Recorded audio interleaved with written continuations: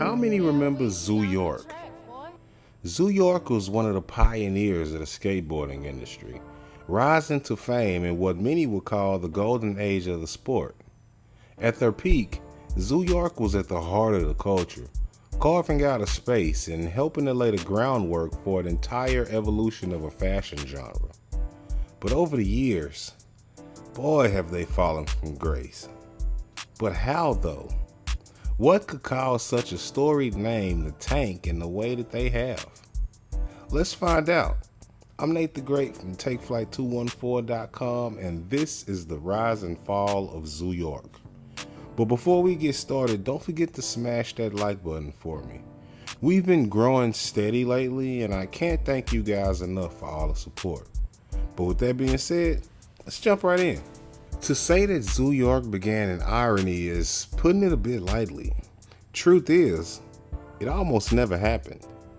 Rodney Smith, Eli Gesner, and Adam Schatz started the business in 1993 after Smith's original company, Shut, underwent costly legal battles over trademark infringement and was forced to, shut down.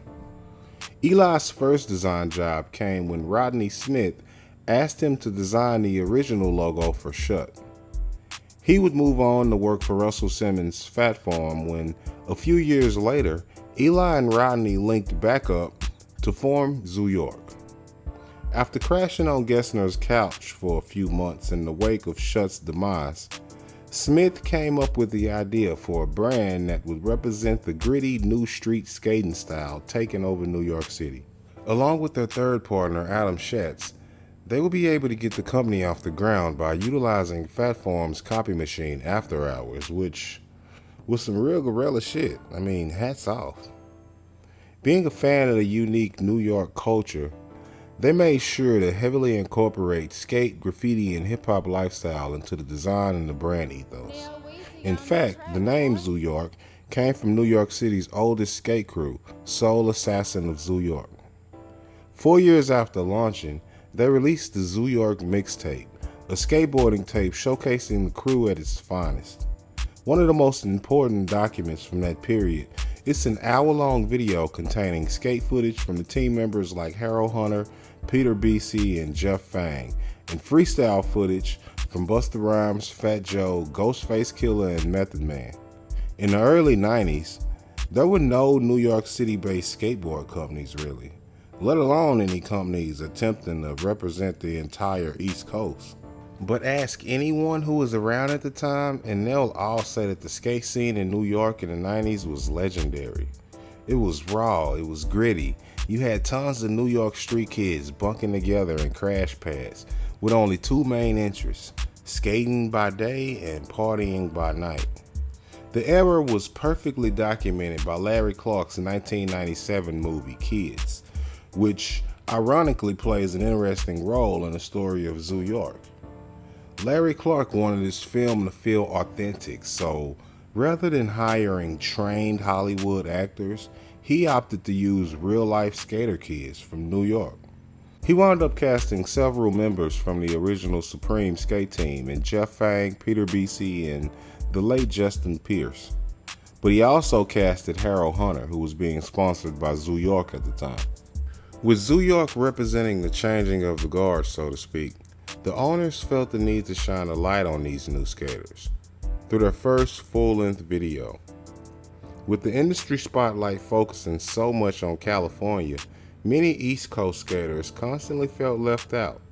And in response to this, Zoo York would build their own team of guys and introduce them to the world of skating. And at the core of the group was Harold Hunter, whose colorful persona loomed large throughout the Zoo York mixtape. And whereas Hunter's skating was sloppy yet enduring to the video viewers, Jeff Fang stood out as the cleanest and most technical. Aside from Fang and Hunter, there were several other now legendary skaters who would also make a name for themselves through the Zoo York mixtape.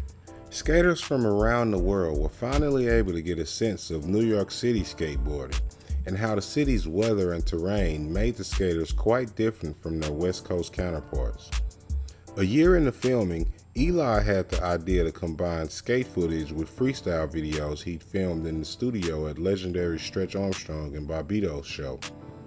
Eli, being a former club promoter, had made several connections in the industry.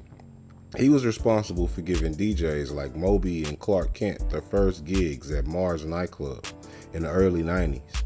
And after hiring Stretch to play at Mars, Eli filmed rappers like Ghostface Killer, Busta Rhymes, Diamond D, and Fat Joe at their radio show.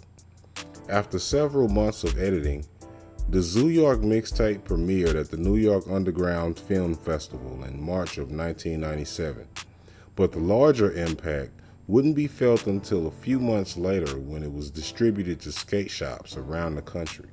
The three owners were initially excited about the final product, and rightfully so. The Zoo York mixtape put them on the map, and for the next decade, Zoo York reigned alongside Element as one of the top-selling skateboard companies in the world. The featured skaters were treated like celebrities.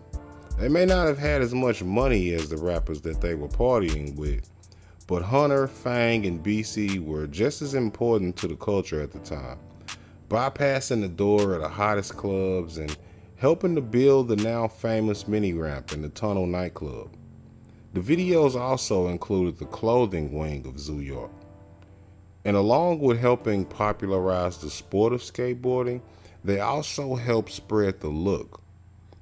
A look that later would be known as streetwear. But at the time, it wasn't yet called streetwear. It was just a way for the kids to showcase the type of clothes that they were into. And not just for the look itself, but for practicality in the sport. They offered streetwear staples like t-shirts with catchy graphics, hoodies, and baseball caps. The ZY logo became synonymous with skateboarding. By then, the friend group behind Zoo York had seemingly made it. They had set out to spread the gospel of the New York skate scene and managed to contribute to an entire movement while they were at it. Their tapes were a hit, their clothes were moving off the shelves, and it seemed like they were at the top of their game. So perhaps it was really no surprise when in 2001, the brand was sold. But what was a surprise to many, though, was that it was sold to Marc Ecko and expanded into department stores like Macy's and later J.C. Penney's and Sears. And with that, so marks the downfall. The original owners did maintain some creative control, until 2005 that is, when Marc Ecko fell into debt and was bought out by a major distributor, Iconics. And the move to axe the original designers and spread the merch around like jelly began to really hurt the brand in the eyes of OG fans. Suddenly, you began to see Zoo York pop up in places like Ross and Burlington Coat Factory for bargain bin prices. The once mighty brand, one that along with Supreme had helped build the vision of New York skate culture, had fallen, and fallen hard.